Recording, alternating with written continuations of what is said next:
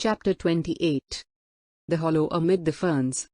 The hill opposite Bathsheba's dwelling extended, a mile off, into an uncultivated tract of land, dotted at this season with tall thickets of brake fern, plump and diaphanous from recent rapid growth, and radiant in hues of clear and untainted green.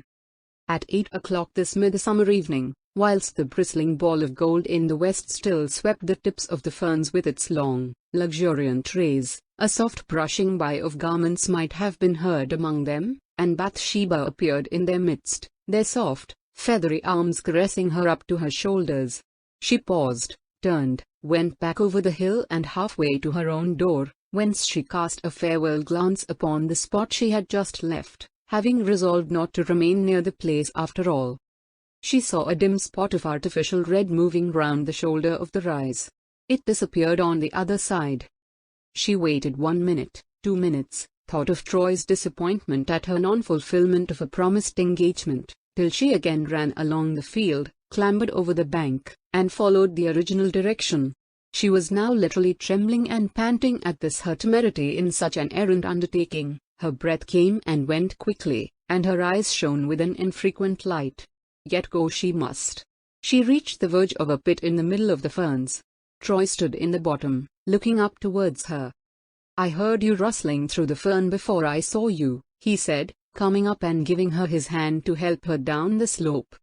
The pit was a saucer-shaped concave, naturally formed, with a top diameter of about 30 feet, and shallow enough to allow the sunshine to reach their heads.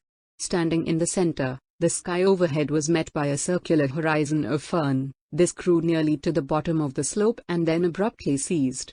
The middle within the belt of verdure was floored with a thick flossy carpet of moss and grass intermingled, so yielding that the foot was half buried within it.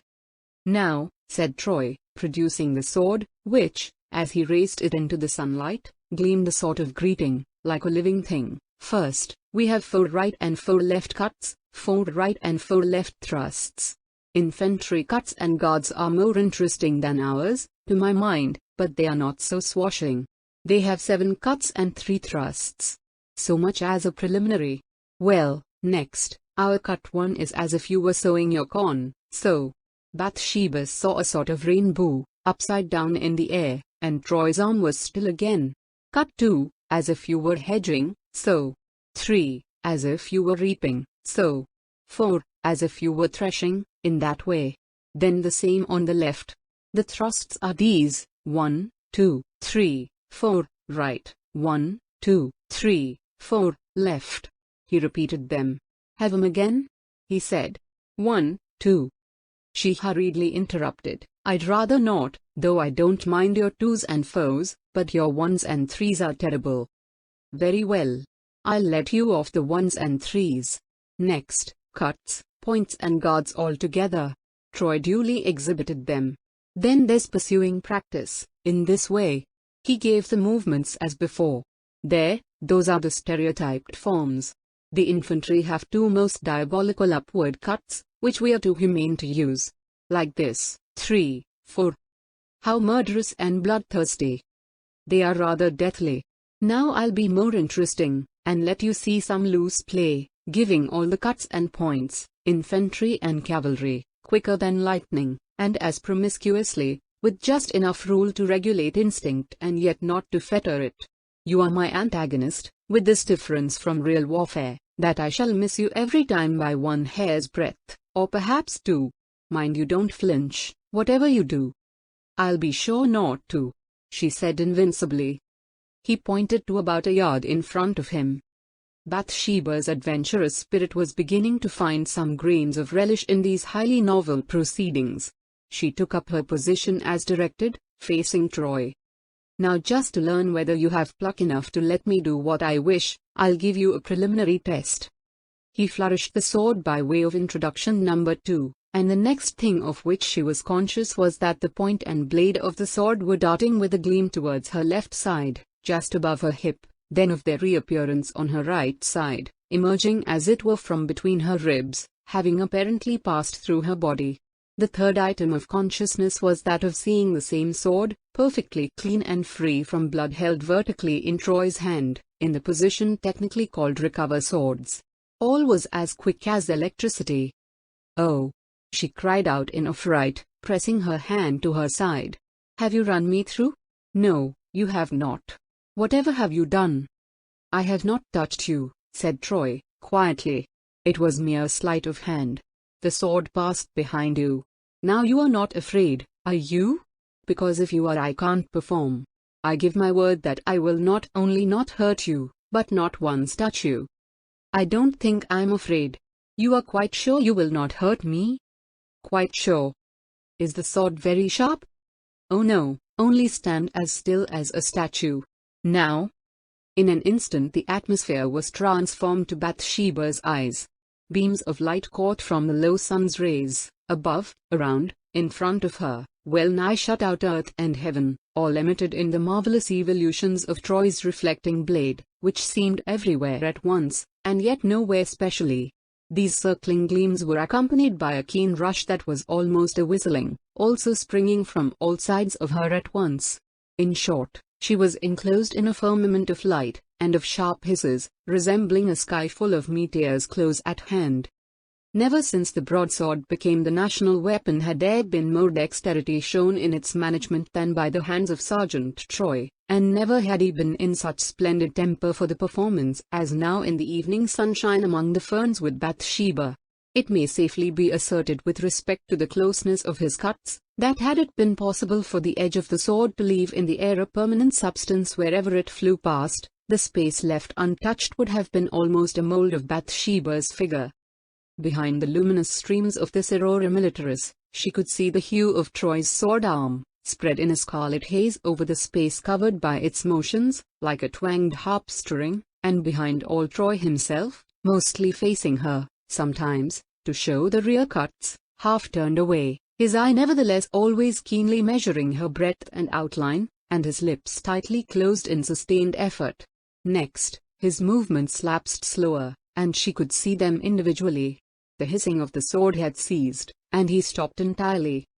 "That outer loose lock of hair wants tidying," he said, before she had moved or spoken.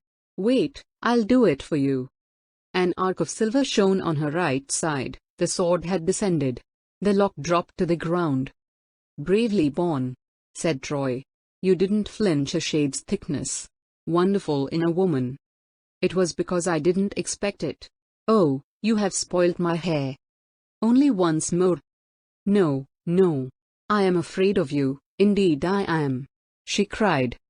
"I won't touch you at all, not even your hair. I am only going to kill that caterpillar settling on you. Now, still."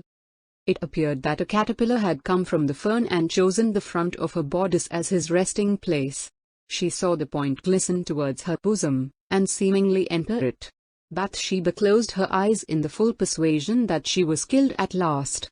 However, feeling just as usual, she opened them again. "There it is, look," said the sergeant, holding his sword before her eyes. The caterpillar was spitted upon its point. "Why, it is magic," said Bathsheba, amazed. "Oh no, dexterity.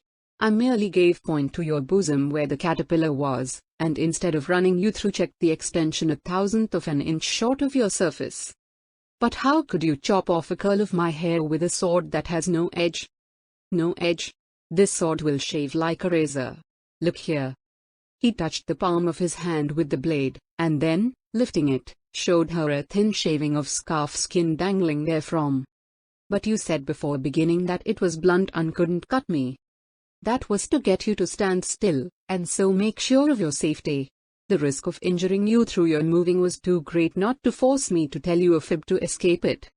She shuddered. "I have been within an inch of my life, and didn't know it."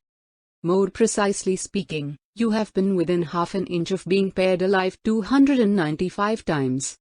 Cruel, cruel, 'tis of you. You have been perfectly safe, nevertheless. My sword never errs." And Troy returned the weapon to the scabbard. Bathsheba, overcome by 100 tumultuous feelings resulting from the scene, abstractedly sat down on a tuft of heather. "I must leave you now," said Troy, softly. "And I'll venture to take and keep this in remembrance of you." She saw him stoop to the grass, pick up the winding lock which he had severed from her manifold tresses, twist it round his fingers, unfasten a button in the breast of his coat, and carefully put it inside. She felt powerless to withstand or deny him. He was altogether too much for her, and Bathsheba seemed as one who, facing a reviving wind, finds it blow so strongly that it stops the breath. He drew near and said, "I must be leaving you." He drew nearer still. A minute later and she saw his scarlet form disappear amid the ferny thicket, almost in a flash, like a brand swiftly waved. That minute's interval had brought the blood beating into her face, set her stinging as if aflame to the very hollows of her feet, and enlarged emotion to a compass which quite swamped thought. It had brought upon her a stroke resulting, as did that of Moses in Horeb, in a liquid stream, here a stream of tears. She felt like one who has sinned a great sin. The circumstance had been the gentle dip of Troy's mouth downwards upon her own. He had kissed her. End of the chapter. Thank you.